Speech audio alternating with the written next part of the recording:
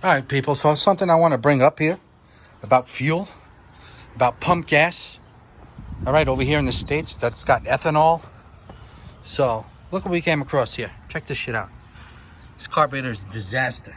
All right, it's actually been drying up, and it actually was worse. Look at this. Look at this gel here.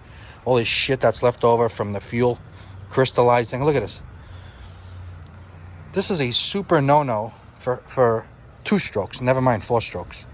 Can you imagine this on our 2 strokes that we run on our RC cars? Look at this. All right, that's pump gas for you people. All right, now I got to take this crap apart. I'm not going to do a video of how I do that, but I'll let you know. I don't have time for this shit, but I got to do it because this machine came all the way from Pennsylvania, from the Poconos.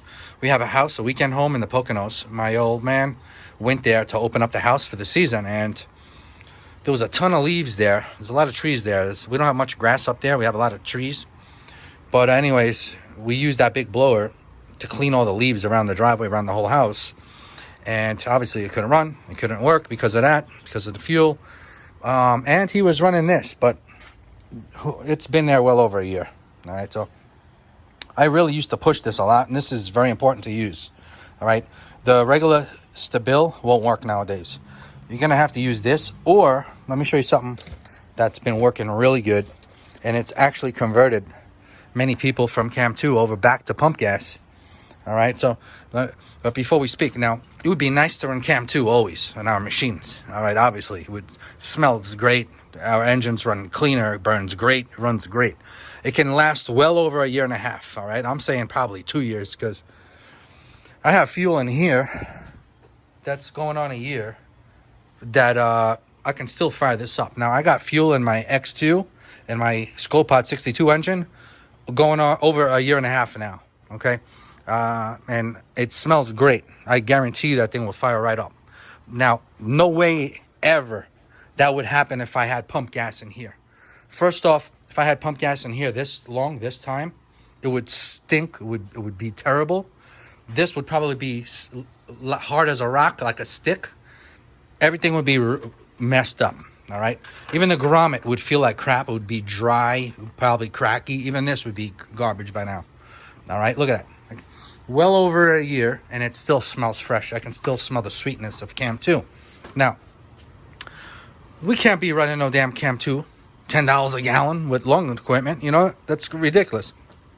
Especially big machines like that, big motors like that. You'd be going through that like crazy. Especially no VP no VP fuel, no Sunoco, you know, the cans. Those are even more expensive.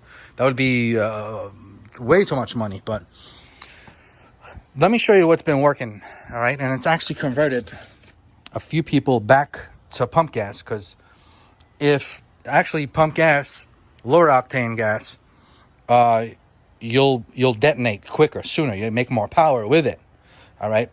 You really only want to use high octane for higher compression engines, but I have some high compression engines, and the 100 octane works great. I don't know why people have to run 105, 108, or 110, or even 115. It's ridiculous. You can run 16 to 1 compression just fine on 100 octane. But, you know, if they're having detonation problems, if your spark plugs are melting, if you're having problems, or if you're putting holes through pistons, obviously you're going to want to get higher octane fuel. All right? It all depends what kind of compression you did to your engine and what the timing is. Whatever the engine modifier person did to your engine. It all depends. But so let me show you real quick what's been converting a few people that I know back over to pump gas, and stuff's been working out for them. But still, this is not long terms. It is way much longer terms than that, and it's been almost curing the whole problem with ethanol. And a lot of people that I know with Harley Davidsons and with other motorcycles use this always now. All right, and actually, I bought this at a Harley place. All right, there's this place called Rolling Thunder here in Long Island in Hampstead, New York. You can look them up. They do some beautiful builds. They're awesome people over there. Big shout out to Rolling Thunder. Anyway, this is where I got this from. All right, there are a bunch of wrench heads and motor heads over there. True motor heads over there at Rolling Thunder. All right, so some good stuff here. I bought this already a while ago, and this. All right, so I bought one of these. This treats up to 10 gallons. All right, one full one of these. So if I want to mix 5 gallons, I'll go half. If I want to do 10, I'll do a full. So I bought this. My main reason was to use this as a measurement cup. All right, so when I finish this on 10 gallons, I'll just keep filling it and using this as a measuring cup, like I used to do with this, with the Startron. I think I kept it here. It's been a while, because now I just run Cam 2. Here it is. All right, here it is, see? All right, so I've done that for a long time, and it's helped out a lot, but still, it's not going to last you that long. You don't want that. You don't want that issue with the pump gas, with the ethanol. So with my RC stuff, it's just straight up Cam 2 until that pump goes away. I've been going to that place since the 90s when I used to street race. All right, and I just fill up, you know. If I didn't have that pump gas out there, I would probably go back to some VP fuel or Sunoco 98. The Sunoco 98 ethanol free is awesome. All right, so I don't know. We'll see what happens.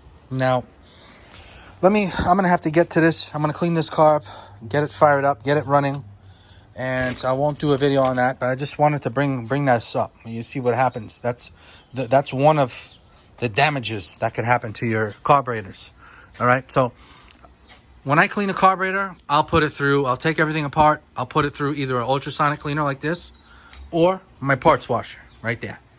I'm that one there. I'm just gonna put it in my parts washer, clean it real good, throw some gloves on, and then I got these little pins here that I grinded up. See this pin? I grinded this up, and it's very sharp on one edge, and I'm gonna remove all the jets out of the carburetor. I'm gonna go through each hole with this. All right. I'm gonna have it soak in the parts washer. I'm gonna take I'm gonna needles out. I'm gonna unscrew every screw, everything off the carburetor. It's just gonna be the carburetor body. And I also use that carburetor cleaner right there. I'll put the hose on it, right?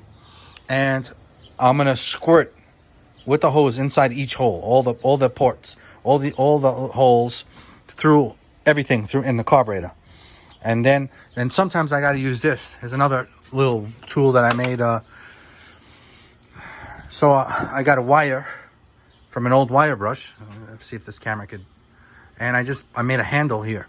I run this through each hole as well. Sometimes there's really tiny holes, and I'll run this. See how it has curved?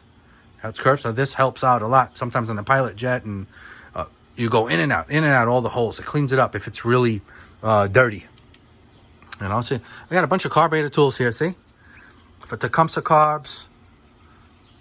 All right, I got. This is like pretty much my small engine repair area here.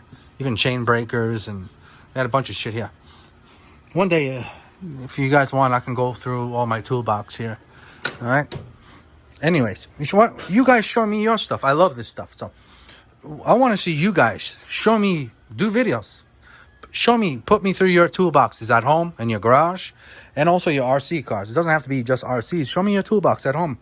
Show me your workshops. I want to see that. You know, it's good. It's good stuff. I still have to make me another RC toolbox, so stay tuned for that.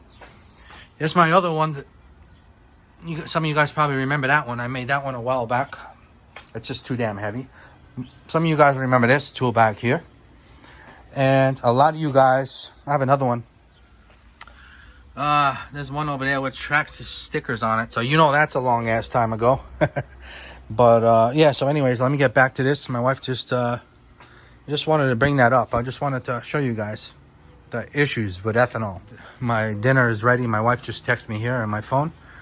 And that's it. So